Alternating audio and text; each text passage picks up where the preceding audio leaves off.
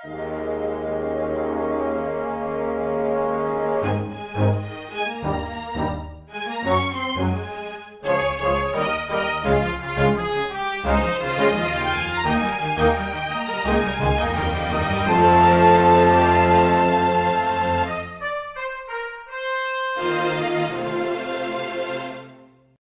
everyone, and welcome to Weekly Manga Recap here on October the 9th of 2019. I am Nick. Usually I'm joined by Chris on this podcast, but it's October, so I don't know if Chris is actually here or if it's this bizarrely identical compatriot this week. The Spookmaster General! And that is the name that he goes by, yes. I'll say something for this. Yes. Go ahead. No, go ahead. No. I've the Spookmaster General is prepared to be spookifying at any moment. So please. Okay. I will say, I think that I've expressed in the past, my lack of patience for this whole, gimmick of yours. Oh, I'm scary and stuff like that. But you know what? You came back with a fresh approach last week. Had the cool mask.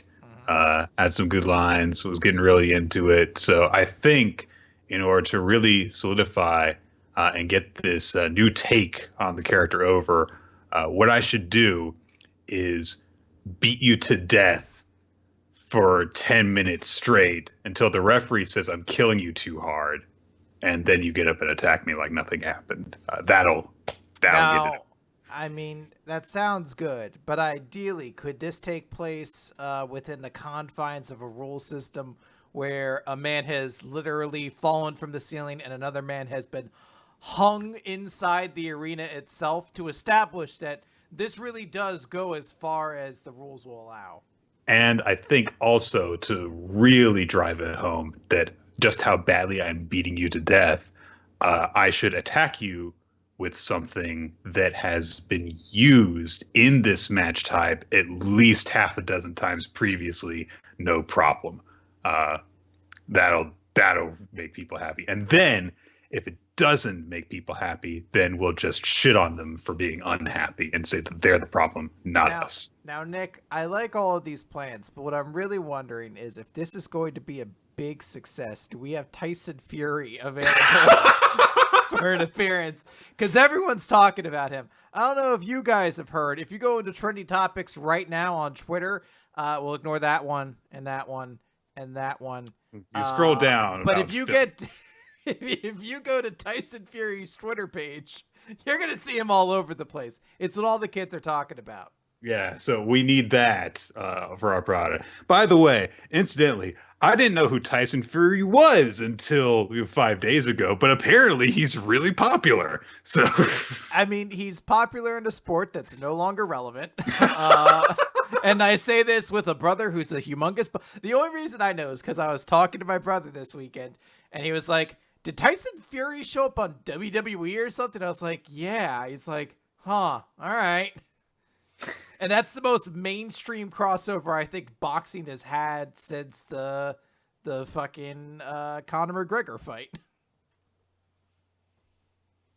Anyway, we were definitely talking about the Spookmaster General and not anything else that made Nick angry this past weekend. Don't worry about it. I think, Nick, perhaps the best way to proceed with the Spookmaster General is to learn his terrifying origin story. Okay. Which is so elaborate that it can't possibly be in just 1 week. So I think perhaps scattered throughout the remaining episodes of Halloween month, you'll get tiny little nuggets of the lore of the Spookmaster General. Okay. And then once you without warning at all whatsoever, yes. Just to come in there. And once you get all the pieces together, it will reveal a hidden treasure somewhere in the world. But you have to race the Spookmaster General's ghost there, because if he gets his treasure before you, then you must guard it for all eternity. The Spookmaster General is dead? Yeah, obviously. That was my phone saying that yes, he's dead. Obviously. Nick! Hold on, wait. Nick! It's me, the ghost of the Spookmaster General!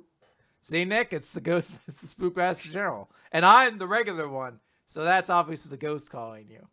Okay. Hold on. Can you have your phone ring again?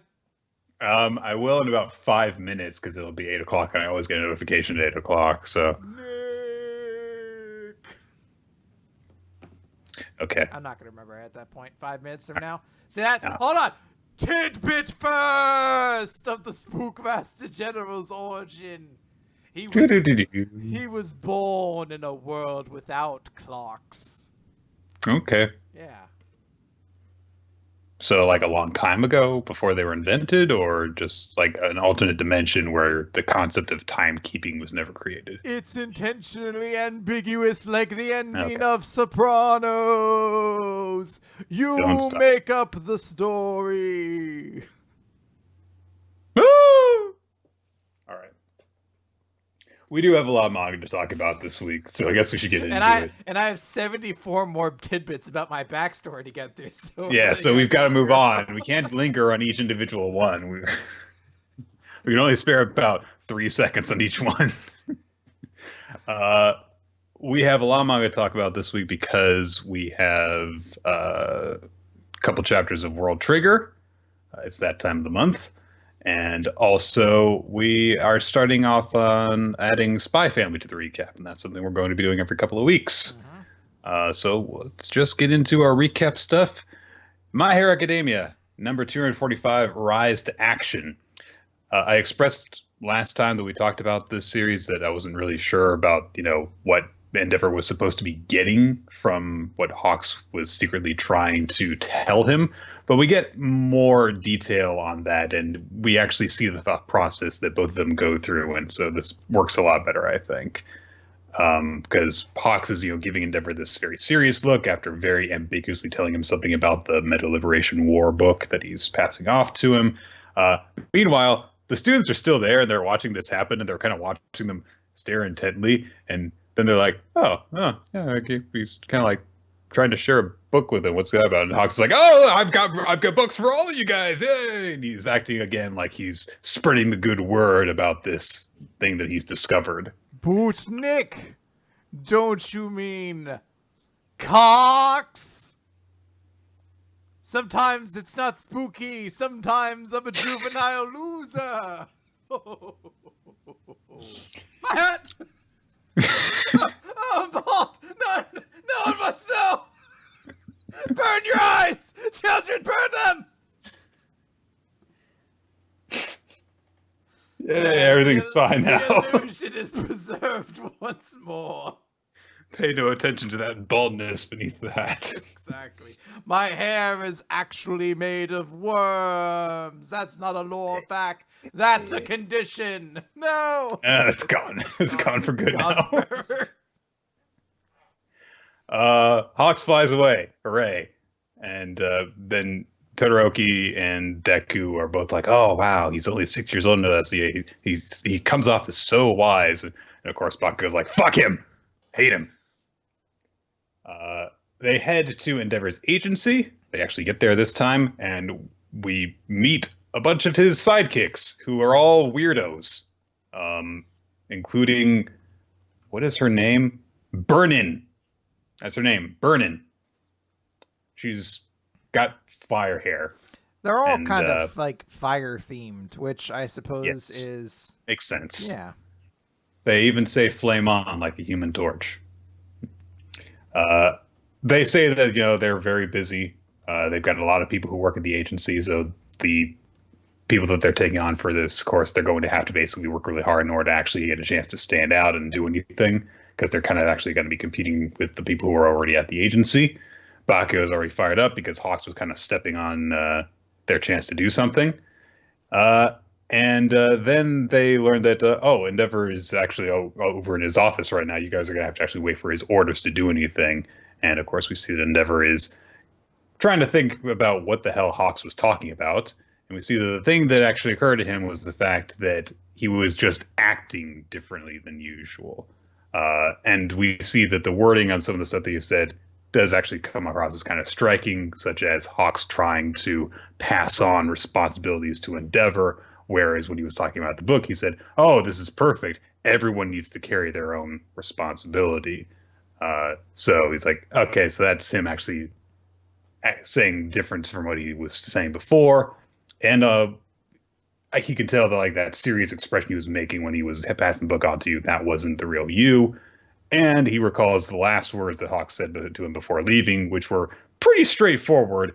That's my second recommendation in so many words. And so he looks at all the highlighted passages that Hawks has highlighted in the book, and he takes the second word from each one, and that gives an actual message, which is opponent is Meta Liberation Army. And there's more information passed on from that, what their numbers are, what they're planning on doing, that kind of thing. From what happens when Hawks gets back to the Meta Liberation Front, it seems as though he has not been found out. He goes in for a meeting, says what he's been up to, supposedly. And they're like, oh, hey, yeah, look, there's Izuku among the guys that you were talking with. Okay. And after that, they're like, all right, good job, see ya. And Hawks walks out through the door, but he uses his feathers to listen in on what they're talking about, and he actually spies on them to get some more information as they discuss that Tamura is who they're waiting on. They're waiting on Tamura to get his power, and then they will strike. 4 months from now is when they're planning on acting, and they're planning on just destroying everything, apparently. They refer to the plan as like destruction for all. And there's just a shot of just all of Japan seemingly decaying like Tamura's power causes. So 2 things. First, I like they have their little round table meeting. I kind of wish Gigantomachia was there in a little bow tie, and it was just him like, just bagels? We couldn't get a more elaborate spread? I mean, Panera caters, guys. It's not that expensive. I would have pitched in.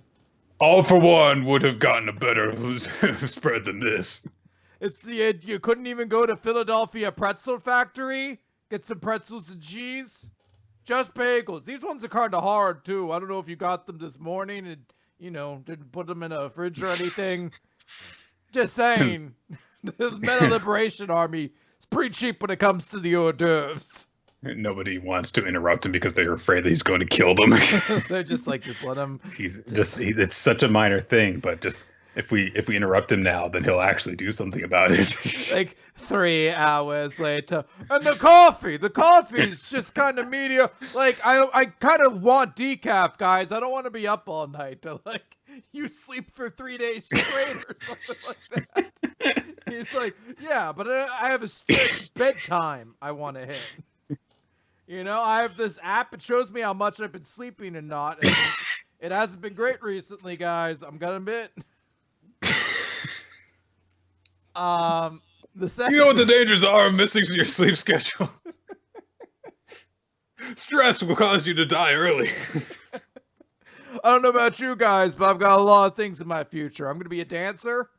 And another thing, when is my standing desk coming in? I really need... Do you know how hard it is for someone who is 50 feet tall to go at a regular desk? I need a standing desk. They're like, well, that's going to be a lot of work. He's like, oh, I'm sorry to inconvenience you. Would you like me to inconvenience HR with these discrimination claims? Like, no, it's not that you're less abled. It's that you're too abled is the problem. We need you to pull back a little bit. Stop crushing doors when you swing them open. Well, I just like to show my authority. How dare you? The second thing I wanted to note was just that I have another tangent now. No, I like how Hawks's grand plan is the most obvious code in existence. Like I can't tell you how many anytime a story needs a puzzle and it doesn't really want to work hard on it's a word puzzle. Like, I don't know what this is. Wait a minute. If I just circle every other letter, oh my God. And I'm like, our eyes are kind of trained to pick up on those messages, right? Like, I feel like anyone who's listening would be like, he highlighted a bunch of passages in the book. Well, why don't we go check these? These are really weird half sentence fragments that he decided to highlight. It's like, I mean, that's true. A few months apart, he decided to highlight that. But, I mean, it's not as though, like it's not as though they're going to look at. I don't think that they have actually like something trained on the book as he's highlighting No, it at least. But they don't have it, but I would have to assume that then again, there's still members of the Middle Liberation Army who don't trust him and are suspicious of him. So yeah, you'd assume one. so of those he could have guys, very well just like written in the margins of the book, like, here's what's going on. Yeah, I mean, he could have just handed them like a book and an insider, like elaborate detailed plans on like whole blueprint sheets, and they're like, huh. It folds out like a roadmap. It's like, oh, we indexed these and everything. This is incredible. It's entirely possible that someone has caught on to him anyway. They're just not acting on it yet. Yeah. But sure, we'll see. It was an all right chapter overall. It makes more sense for the passing on the message than the previous one did, like I said. But maybe it's a little too obvious now. Who knows? Might be. Okay. Chris, let's talk about Spy Family. Sorry, Spookmaster General, let's talk about Spy Family. Yes. Yes. Let's see if we could come up with a spooky name in this series. Well, there's no title for the chapter. It's just Mission 15. So, anyway. But, Nick, don't you mean Mission 5th Bleed? That was... Never mind. So... It worked. Don't say it didn't. So the last couple of chapters that we've had on Spy Family, for those of you who haven't caught up with it, have been focusing on Lloyd and...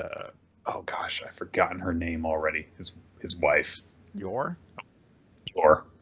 Lloyd and Yor had to, pull one over on her brother to make it seem as though they were a legit married couple. Anya kind of shifted to the background. In fact, she was just sleeping for most of it and wasn't there. So we've got a chapter that is focused on Anya to kind of make up for that. This chapter is like the first one we're covering for Spy Family is like simultaneously an inappropriate chapter for Spy Family to give an idea of what it's about, and also a really appropriate one to give an idea for what it's about, because this is a dodgeball chapter. She and her classmates are playing dodgeball against another class, and we see basically a little bit more of the stuff of the evolving relationship. So you lost your chance to do something there. Nick, there you go. It's me, it was sent into the past. Ghost. Law fact number 2. Because he was born in a world without clocks, the Spookmaster General is frequently late. He's killed a lot of people on November 1st. Yeah. That'd be a weird twist, wouldn't it? We've made it to midnight the next day. And then he comes through the door. I'm late! I just run through a bulldozer through the house, and I'm like, what day is it? We see some of the evolving relationship in this chapter between Anya and Damien, the son of the target that Lloyd has to go after. And they've got to work together because they're in the same class and they're going up against another class. The problem is that there is a genetic freak on the other team who is, I don't know, 7 feet tall and muscular. I don't think they're supposed to be like 8. I don't think they're supposed to be 7 feet tall. I think he's like a normal sized adult though, who just happens to be 6 years old. 6 years old. So it's just this dude who's like an athlete at adult athlete at 6 years old. Pretty much. And so this is what they've got to deal with. This guy who is both very smart and very physically gifted. He takes out like 4 of their classmates with one throw by rebounding the ball off of all of them. And things just get worse and worse as time goes on. Pretty quickly, Anya's class is down to like 5 people. Damien's cohorts take blows for him so that he's not eliminated. Anya's actually doing pretty well because her ability to read minds allows her to detect exactly where he is going to aim, and so she dodges them. Haha! Hooray! But still, things aren't going so well. Even when the guy uses his slider shot, which means that it'll just change course in midair, she can still stand still, and so it misses her, but it takes out a guy behind her. So it's just down to her and Damien, and that's it. Damien kind of gives her a little bit of a compliment, and she does her heh face at him because she's 6.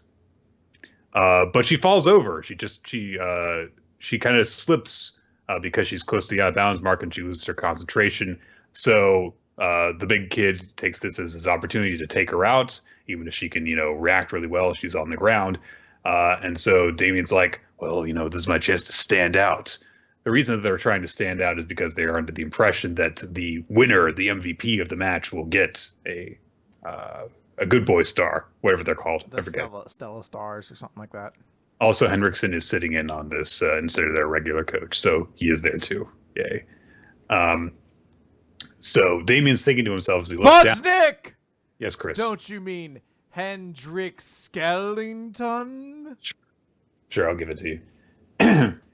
Damien thinks to himself that... Oh, what's a very scary pun! Is going to make your light bulb burn out by doing that. Like, Damien is about ready to let Anya get eliminated because that means that, like, hey, I'm still in this. We've got a chance at winning it anyway, and I'll have a chance to stand out. But instead, he steps in the way of the shot, and there's actually a really cool image. It looks like very shonen action like he's absorbing a blast for her while she's crouched on the ground behind him. But he can't hold on to the ball. It drops out of his hands, and thus that eliminates him from the match. So Anya is completely blown away because, like, hey, this guy who hates her actually protected her. And he's like, no, it wasn't. I was trying to catch the ball. That's all. Don't screw this up. And so Anya stands up. The future is in my hands now. And she remembers the advice that... that her mother gave her. You're saying that, okay, here's what you have to do in order to do... I love that there's even a little explanation in the flashback of Lloyd being like, did you used to play sports a lot? No, I used to play catch with my brother. And she's like, I can't tell him that my real job involves lots of vigorous throwing, which is a very bizarre way of putting that. Like, I guess you vigorously throw knives into people's backs, but vigorous throwing is not the way I would describe it, but sure. Throw that gun. Ha! So... she gets very determined, Anya does, and is like, I can't let him die in vain. And Damien's just walked over to the sidelines like, I'm not dead.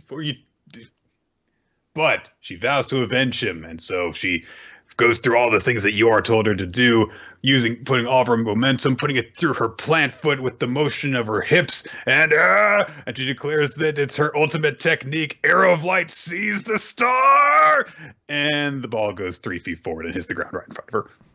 And then the guy picks it up, and rolls in front of him, and takes her out. Yeah, like she throws it with such force, it hits the ground, bounces up into the air, and then because it was a super shallow throw, it just bounces immediately. And he just like picks up. He's like, "Dunk."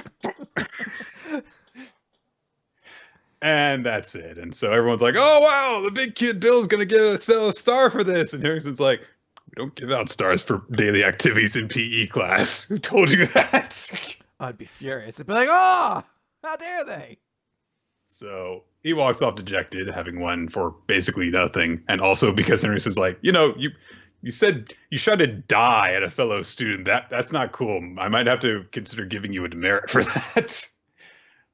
But he thinks to himself as Anya's friend and Damien and his cohorts kind of all walk onto the court together, that if anyone's worthy of a star today, it would be these boys and girls who put aside their differences to stand strong in the face of great hardship. And then Damien and Anya start arguing. He's like, then again, maybe not. Also, I have a problem with that. Should be boy and girl. Anya's friend and the 2 lackeys did nothing. Like, I understand the 2 lackeys dove in front for him, but they didn't do anything to bridge the gap. And she just got eliminated on a pretty funny joke where he's just like, sorry, I go lighter on girls. She's like, that's worse. And he still fucking nails her anyway. I like this chapter. It's fun. It's goofy. Spy Family has not had a bad chapter yet. If you haven't been catching up with it, I recommend that you pick it up. The entire thing can now be read on Viz. If you have a Shonen Jump subscription, you can also read it as it comes out on Manga Plus. It's been getting. And we're going to be covering it every couple of weeks. I thought I heard somebody say that it's getting like a bonus chapter or something like that. It must be doing Hmm. really well. I mean, it's one of the yeah, I mean, it's one of the most popular things on the Manga Plus site, so I can only assume that yeah, it's very funny. Yes.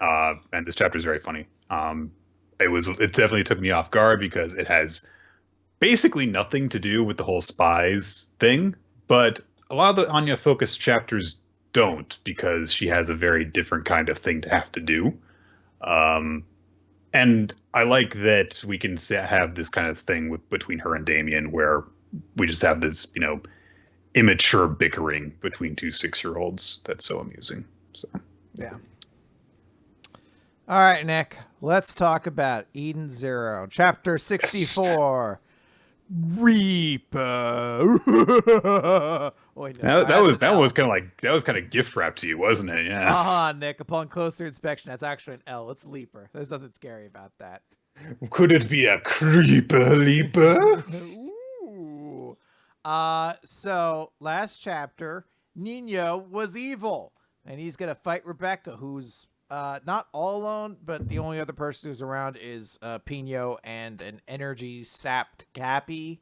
I don't know if they completely described it. He just can't do anything right now. Yes. So Rebecca's gonna have to fight this guy all on her own. And she's like, hey, I don't want to hurt you. I respect you as a fellow beekeeper, which I don't really even remember him being a beekeeper. I remember he's super popular. Is it? He's an anime beekeeper, Chris. I don't remember, because she also mentions later in this chapter that the previous person she fought was also a beekeeper, and I was like, was he? He was a sports beekeeper. He was an athletic workout beekeeper. I don't remember any of these people. Anyway, Rebecca says, hey, I don't want to fight you. And he's like, well, if you don't fight me, the universe can't be saved. And he's like, don't worry. With anime. Yeah. Well, he doesn't actually say with anime this time, shockingly. An entire page went by with Nino on it where nobody said anime will save the universe. So he's like, hey, I'm going to knock you out with just one punch of my soul arm ether gear. And he punches and like the ground like kind of explodes. It's just like, holy shit, one hit from that would kill me. She tries shooting at him and he's like, guns don't work on me. And then one big fist comes at her and she's like, wait a minute. This feels familiar. I'm up against a beekeeper who fights with his fists, and guns don't work against him. It looks like Rebecca just gets punched in the face. Then we flash back, and she's like, yeah, this is a lot like the guy that I fought at the Coliseum on Milden, or Millian? I don't have my glasses on, so I can't tell if there's another eye in there. This is the Time Planet world. And she's like, wait a minute, come to think of that. And she's thinking about all the different opponents that they face, and she's like, oh, wait a minute. Shiki fought a big metal guy, and now he's fighting a big metal guy. So maybe fucking Zhao Mei was having us all, like, she could see the future. She knew who we were going to fight. And that's why she had Homura fight Valkyrie, because she knew Valkyrie was dead. So it'd be the one last chance Homura had to talk to her. Oh, this was all a plan to train us. They're all some kind of hint. And it flashes back to how she won that fight by kicking, essentially, and how she was told, like, oh yeah, proceed barefoot at this point. And there's other stuff too that I don't know if this is like they call back to when like Valkyrie there's tripped stuff Homura. that seems to be unrelated that happens to deal with feet. Yes. Yeah. It like that's the only thing that she should have had to know was proceed barefoot from this point, and the fact that she beat the guy with a kick. That's all that you would need, because there's a thing where Valkyrie attacks Homura's pivot foot, and it's like, well, that still has nothing to do with this. It's not like she said your pivot foot, then turned to Rebecca and is like, you would do well to remember that. Not actually specifically leaving your pivot foot open, but specifically just the general concept of feet. And that's what happens. Her ankle explodes the clothes around her ankle straight off to reveal her ether gear mark. And we rewind time, which I don't like. I understand what it's meant to do. It's to show she didn't actually get hit, but we're shown it. I think the implication is that her power might also have time manipulation or some factor to it. But that's not explicitly what she does afterwards. Like we rewind time. Maybe it's like Echo from League of Legends, Chris, where you actually so cool. Do we want to describe Echo for the audience? Yeah. Echo's time manipulation champion in League of Legends, who basically rewinds time even if he gets killed, as one of his abilities. So it's pretty dope-tastic. So yeah, she rewinds time, and she's like, "Oh shit! All the Aether is rushing to my feet," and he's like, "I didn't make contact. She flew backwards all on her own." Whoa! And, she's like, "I don't know what kind of power this is. I'm going to trust it to move forward." And she's really, really fast. And she quotes an episode of Wibble Wobble Ruby Bobble Season 2, Episode 6. That is the anime they referenced before. That is extremely significant to the situation at hand. Almost as though you'd almost have to be like, did they plan it to be like? She's like, when the man brainwashed by the evil lady villain gets kicked by Ruby and knocks him back to his senses. And then she kicks him using the Bell Holly Slash and just fucking kicks him straight in the face. And it's very powerful. And I do like it because as he's getting kicked, he's like, that's the manga's attack name. And she's like, oh, right. In the anime, it was the Bell Holly kick. And he's like, well, I like the manga better anyway. She says, me too. And then he's down. And she won. It turns out she's really, really quick. That's her power. As she says, the power to jump or leap. I'll call it Leaper. And I kind of want somebody to be like, you want to workshop that one more time? Kind of feels like you settled on the first thing that came to mind. She's like, nope, Leaper. And then we cut over to Xiao Mei in my favorite scene of all of Eden Zero. Anytime we jump back to Lao Mei impromptu, as she speaks directly to the reader and says, it looks like she's finally activated her ability. But this is only just the beginning. Who knows? Maybe this power truly will save the universe one day. Yes, the power of possibility. I'm like, fuck off. I hate it every time we cut to you. I actually really liked this chapter until the final 2 pages, which really took away from the impact of it. I thought that the whole rewinding thing actually carried across really well. I like the idea, if not necessarily the execution, with the choices for what is flashback to, that Rebecca realizes that Xiaomei was actually preparing them for their conflicts on this planet, which makes sense. She can see the future and stuff. I like her idea that that's why Homura faced the Echo of Valkyrie, but that's just her theory. And I like that her ether gear takes a different form than any that we have seen to this point. Usually it's, on somebody's arm, hers is on her feet. It allows her to move really fast. It makes sense. And I like the whole thing that she says where she bonds, she's had this thing that has established her bond with Nino about this one anime. And so she references it when she's kicking him, and it just so happens to be this thing. Even though we haven't seen it before, it doesn't really matter. Yeah. That's like, hey, I'm going to knock some sense into you just like that one character that we both like. And she does. And hey, Rebecca got an actual straightforward one-on-one combat victory. That's cool. And there was minimal fan service involved in it as well. I really think that when she's like, and I think I'll call it this, it's just super lame. It's one, a lame name, and two, she just knows how it all works all of a sudden. It's just, it's a the abilities she used were pretty straightforward. She moved around quickly, but she's just like, it is the ability to jump or leap.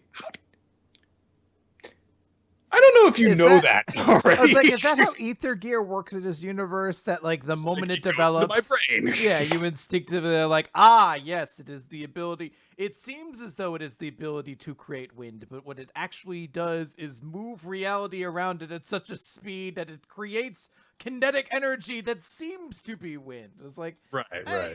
all right, I guess you got the power, you got like the Marvel power encyclopedia along with it, I guess. I guess this is the first time that we've seen an ether gear actually like manifest in somebody. It's always just been something that the person has had when we first see them use it up until now. And also the cut to Xiaomei is really lame too. Like, so both of the last 2 pages are very, very lame, and they take away from what would otherwise have been a really good chapter. So I do agree with you. I like the chapter for the most part. I don't even really mind the jumping leaper thing so much. And honestly, I don't even necessarily mind the last page, because I do like that it seems to hint that there's potentially more to this. Like, some people have already been kind of calling out. They're like, yeah, maybe she's like Tracer, where there's some kind of time manipulation in it, and she can go backward and stuff like that. It's just always the execution with these Xiaomei scenes comes off super lame.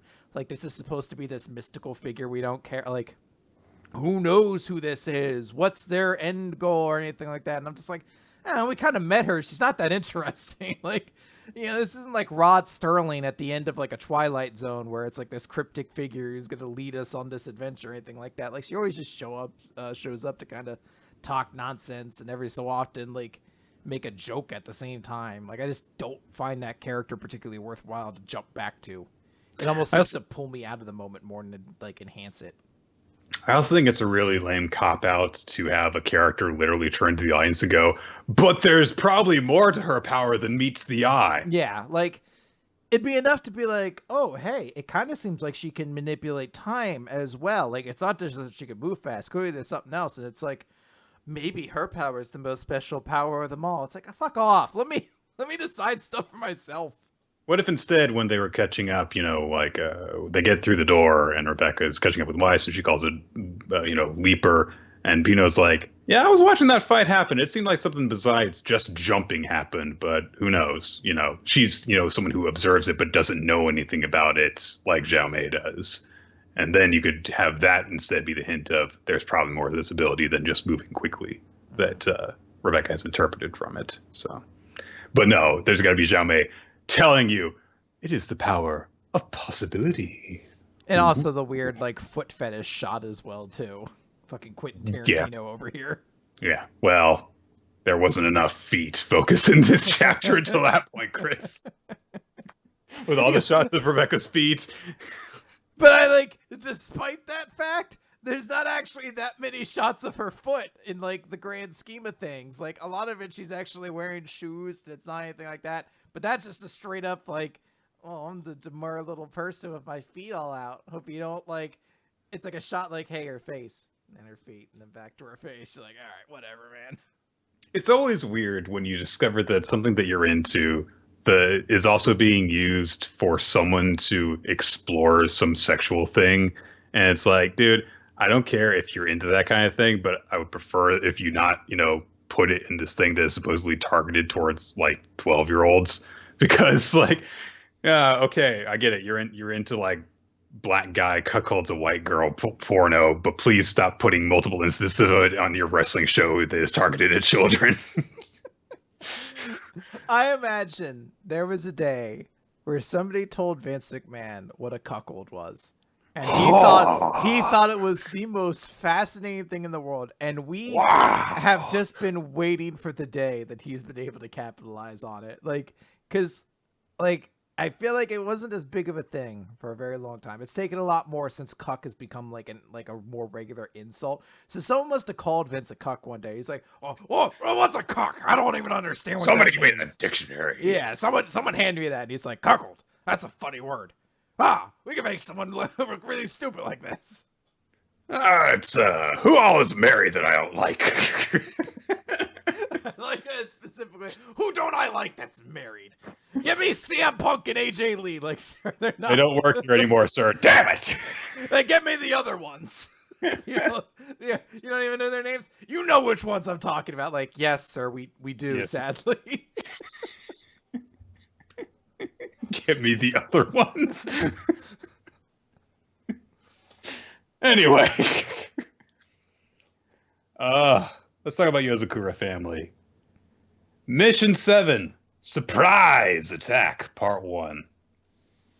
So, This is our the good guys get to do cool stuff chapter to make up for the kind of low points that Tayo has been through in the last couple of weeks.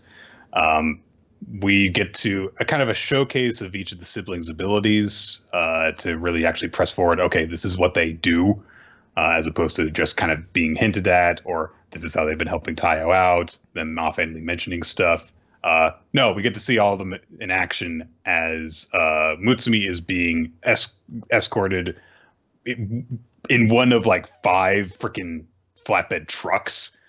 Uh, and there are four others around them that are just to guard hers, but they've like hacked into like some security and stuff so that they can divert all the other traffic away so that they can go all out. They fly in carried by a bunch of drones, and each of them drops onto a different truck to take it out.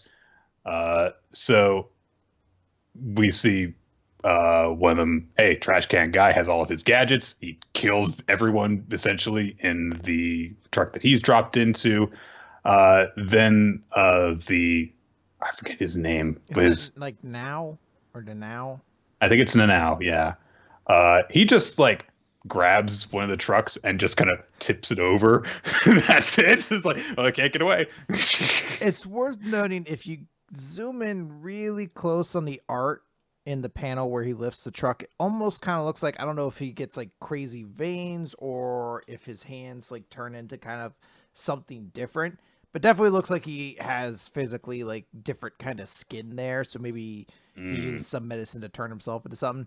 It's He is the sad medical expert, so because when I see that, I'm like, oh, please don't be the next elf man. You seemed so cool and they didn't do anything. the guy with all of the artificial skin just disguises everyone on the truck as himself so that they fight each other, which is a really clever idea. And then eventually one of them is just like, I'm just gonna blow them all up, and the entire truck explodes. That'd be me. I'd be like, this is so frustrating. Kaboom. And then Futaba gets onto the main truck. She starts to fight with Hanawa rather, who uses like a pair of shears as a weapon, and she like stops the blades between her fingers, which is ridiculous. And then he just like somehow throws her while she's grabbing the scissors so that she goes out through the back of the truck. But they have actually planned on this because up ahead, Kyoichiro and Tayo are waiting in the middle of the road. And so Kyoichiro is like, all right, so the flower bin's delivery transport vehicles are self-driving. If you force the motor to stop, it self-destructs in order to erase evidence. So how do you stop it safely? The answer is easy. You just stop it while it's running. And he just chops off the section of the bridge that it's driving on and then latches it up into like a big spider web so the engine's still running while it's just stuck in midair.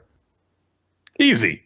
There you go. Yeah. I don't know why don't we do that all the time? I don't know why they didn't use this solution in Speed. Like, because now that you say it, it sounds super obvious. Like, you just tear the bridge apart and to hold it up on spiderweb razor wire. Yeah, absolutely. Honestly, I never saw the end of the movie. That may be how it actually ends. Maybe. I'm not 100% certain. Don't doubt Keanu Reeves, okay? I'm very amused by the fact that there was such like I guess not like maybe not a phenomenon, but there really was like a big amount of attention called to a movie where the premise is like, I've hijacked this bus and I'm gonna blow it up unless you specifically stay at 96 miles an hour or whatever it was. Yeah, right. And I'm like, I'm trying to think like, what was the villain's plan out of this? Like, I think it was just. I think it was like, a distraction. Okay, like I'm trying to think. I was like, was it like a ransom or something like that? Because it feels like it's a lot of work. Like, maybe I'm just dumb, but I'm like, how would you make like, oh god, I have to make sure this bus doesn't get below 96 or it explodes. I'm like, I don't know. I considered, what if it needs gas? Like, does my plan all go to hell because the guy didn't get gas in the morning or something like that? So, Kyoichiro tells Tayo to go and confront Hanawa while he maintains the stage, quote unquote. So he goes out to confront Futaba, knows that he can't use the electric gun because Mutsumi will be hit by it as well from this distance, so he rushes in to attack. He actually does the exact same thing from the first time that he confronted Hanawa, trying to bash him with the butt of the gun. And Hanawa's like, well, he's gotten faster, but he's still coming in with this straightforward attack. You lack skill. grabs his hand to counter it, and Taiyo just grabs his wrist as he moves to counter it, and does a judo throw and then throws him to the ground. And Hanawa says to himself, "I see. So you've bloomed," as Taiyo points the electric gun at him. So it's a fun action chapter. It's nice to see, like, hey, this is what these characters can really do when they're in the field now, and I like that they have very, very different approaches from each other and different personalities as well. Yeah, and it was nice to have a kind of a triumphant moment to follow up on Taiyo just embarrassing himself basically the last couple of weeks. Yeah, so. Oh, I dig it. All right, Samurai 8. Chapter 21, Shining White Blade. So, go ahead. There's just a moment in this chapter where I kind of had an audible sigh. And we mentioned how last week it was like, yeah, this chapter kind of is turning into World Trigger. Like, I kind of realized, like, let's do this kind of crazy stuff. We've created this complicated combat system involving energy and regeneration and bodies, and we could do some really crazy stuff with it. And then there's a moment in the chapter where, like, the villain's like, and your regeneration powers won't work here. And I was like, why did we introduce them? Why did you make such a big deal about how cool they are? And immediately, like, no more. No one can use regeneration in this fight. And also, they set up so that there's this massive battle royal involving, like, 1,570 competitors, and then we get a montage to reduce them down to like 120 immediately. Well, I think it's very specific for as to why, because this chapter, based on the ending, is either the last ditch attempt to make this is super such popular. A Hail Mary. Yeah, exactly. Or this is, we're not going to last too much longer, guys. Let's start picking up the pace.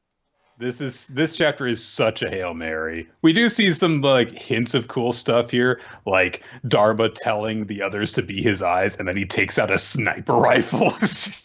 blind cat sniper. I'm into it. We never really get to see him do anything with it, just because it's just such a fucking montage. Then one of the guys in the match with Mickey Mouse ears on his samurai helm literally shouts into a megaphone to draw attention. They go and attack him, and his compatriot has gone and grabbed Anne from behind them. So he holds her hostage, but another samurai comes and cuts him in half and rescues her. And he scolds Hachimaru for not protecting her because he's like, I see, potential in you, but your heroism is weak. You have only taught your sword to sever. That does not make you strong. A samurai is meant to refine exists between you two. A samurai is not blessed with heroism from the start. It is a force of will. We're still learning about how samurai work. We're still learning about samurai and princesses. I'm not, like, I had to also stop too. I'm like, wait, is heroism tangible? Like, is it like key in this universe where there's an actual, like, because they keep referring to it as though it's just like the virtue, like your heroism is shallow, but then like on praise, and he's like, such keen heroism. I'm like, wait, is it actually energy? I don't understand. So the other samurai, because he and Hachimaru square off, because they're in this fight, and they're like, we're gonna fight each other now. And so he's like, pray if you do not want to lose your connection, young princess. And so she thinks on her past and how she was, this kind of reject that everyone looked down on, nobody thought that she was good at anything. But she even also hints at like there's some stuff going on that because she remembers someone saying something about her older brother, but it gets cut off before that thought could be completed because Hachimaru apologizes to her for not being perfect. And Anne's like, that's okay, because that's why I'm here.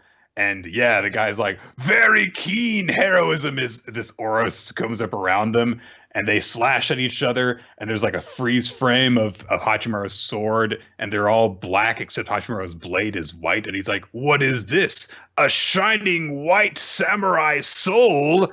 And Dharma's like, you are beginning to awaken at last, Hachimaru. It's like, so we're going with like right now for Hachimaru to get his like Super Saiyan form, to get his Shikai, because it seems like awkwardly timed and like. super so. So this chapter, like, you could tell, unless Kishimoto has lost all ability to coherently tell a story, this absolutely is a chapter, as you said, that's a Hail Mary that's attempted to get people, because narratively this makes no sense. We literally, the chapter prior to this was the resolution of Hachimaru having a moment about learning that he was weak and bettering himself and succeeding at that, doing that, you know, big crazy move to score 1 point off of Ryu and having like a big success moment after it. Then in this chapter exclusively, not even throughout the whole chapter, mind you, the last half of it, Hachimaru goes to attack this guy because he's like, I'll take you down. But by doing so, exposes On. And not like, it's just he does this attack and Daruma's like, uh-oh, he exposed On. Like, it's not like he made a mistake that you as a reader, if someone didn't coherently say this to you, would be like, oh, Hachimaru clearly just made an error. They're just, everyone, like, Daruma just tells us, like, he fucked up real bad. And they're like, yep, you fucked up. You left On there. So then there has to be this big moment about, like, oh, the two of us have to strengthen our bond. I was like, do you? I feel like we just handled this, like, 3 chapters ago, and now we're doing it again, all within the time span of, like, 8 pages. Yeah, I mean, I think that, yeah, it really feels as though things are just like not going so well for this series. And I don't know if it means that necessarily it's going to, like, you know, end 1 week before Beast Children does, for example.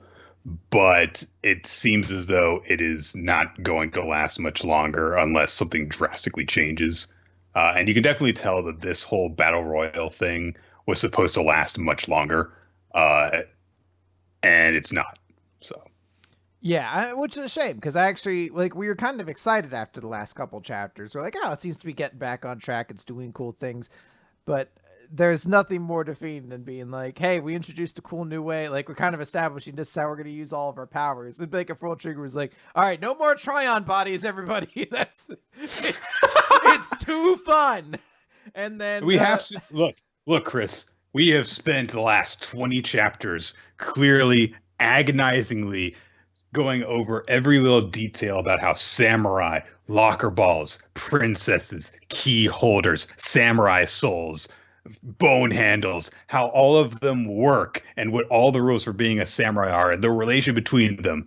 Anyway, we're doing things different for this part of the story. You know, what I'm saying is, it's not me, but somewhere out there is somebody who loves the lore of this universe. Like, just like how there was somebody out there who must have loved that there was like 7 movies about Bionicle. Like, somebody out there is all about this lore. Somebody out there must really enjoy the Samurai 8 lore, and now they have to be upset that it's just like, oh, it just doesn't matter anymore. No, Hell in a Cell is no longer no DQ. Oh man, I hope they catch shit for that forever. Hey, look, it's not that I hate this chapter, because something to make Hachimaru more interesting is generally a good thing. But as you said, this, you know, I don't want to say reeks, but I can't think of a better synonym right now. It reeks of desperation to, like, just really try to get one big thing in there. And maybe it'll work. Maybe this is what gets people into it. But I mean, like, narratively, this chapter is just kind of all over the place in the context of the rest of the series. So it's hard to, like, ignore the fact that this isn't clearly this one last big bid to get everyone's attention. Yeah. And I just realized that I forgot to read We Never Learned this week, so this will be a surprise for me. You didn't miss a whole ton of a lot, Nick. We Never Learned, question 130. Sometimes a genius still struggles with a pizza bet. So this chapter is all about Fumino and Kirisu. So Fumino and Uega, or should I say Buega. I don't want to go over to the lamp, but imagine the lights flickering right now. They're going over to the grocery store because they've been studying. And they're like, hey, let's get some groceries. It is like a sort of funny joke at the start because Fumino's like, let's get some late night snacks. I mean, shop for groceries. And while they're inside, they see Kirisu. And she has a whole bunch of groceries. So they help her carry all of her bags back to her place, and she's like, "Oh, well, why don't you guys come in for tea?" And Yuiga's like, "Oh my god, oh no, she's gonna bring him inside, but her house is always a mess, but it's actually super clean looking." And she's like, "Well, you have a lot on your plate right now, so I can't keep leaning on you for support."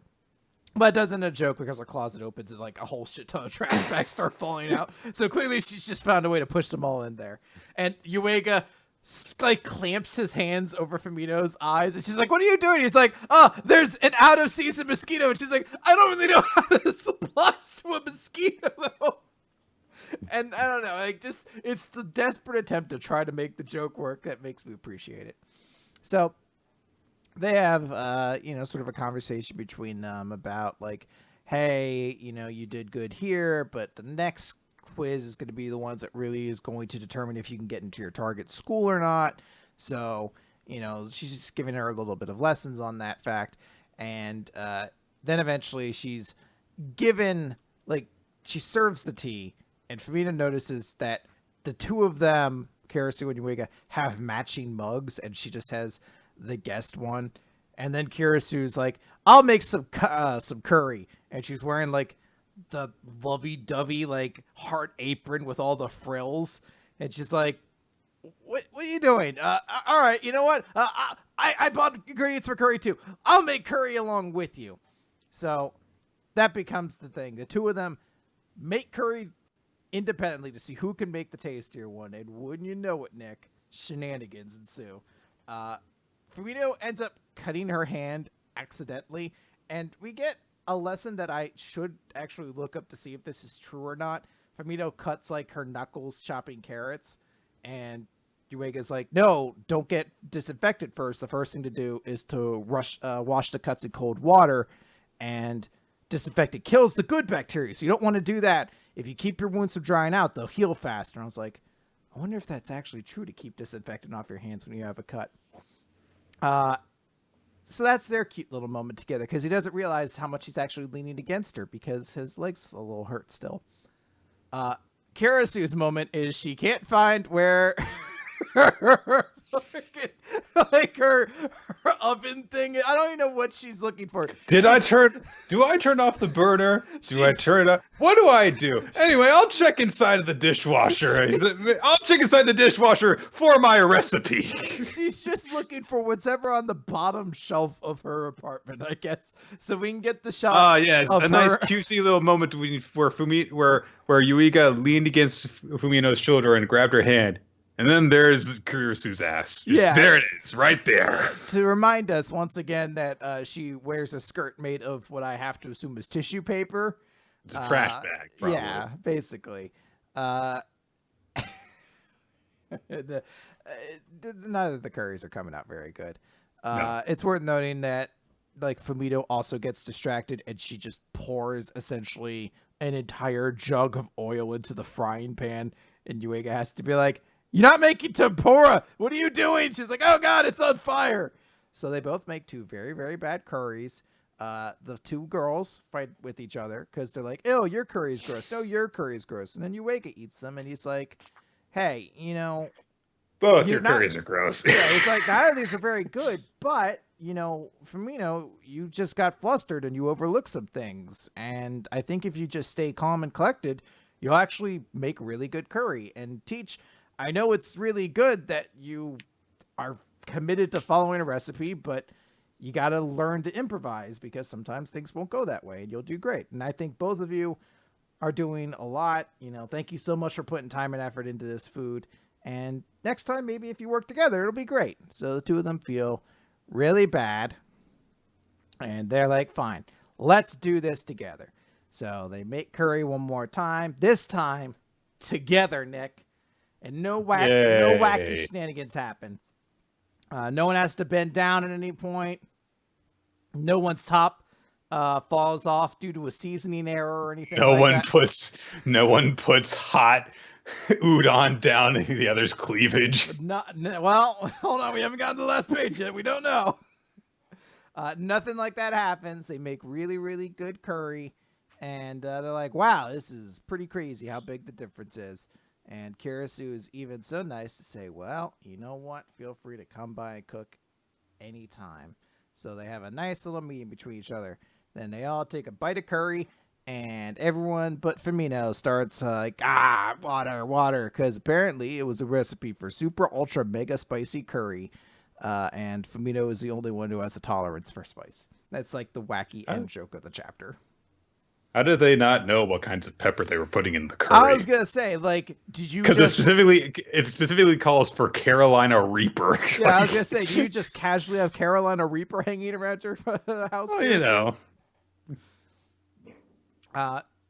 It's a fine chapter. Like, the moment of like super gratuitous fan service is eye rolling, and it's not like a super significant relationship to develop between Kirisu and Firmino. It's nice that we saw more, but we did just kind of have the same thing like a couple chapters ago.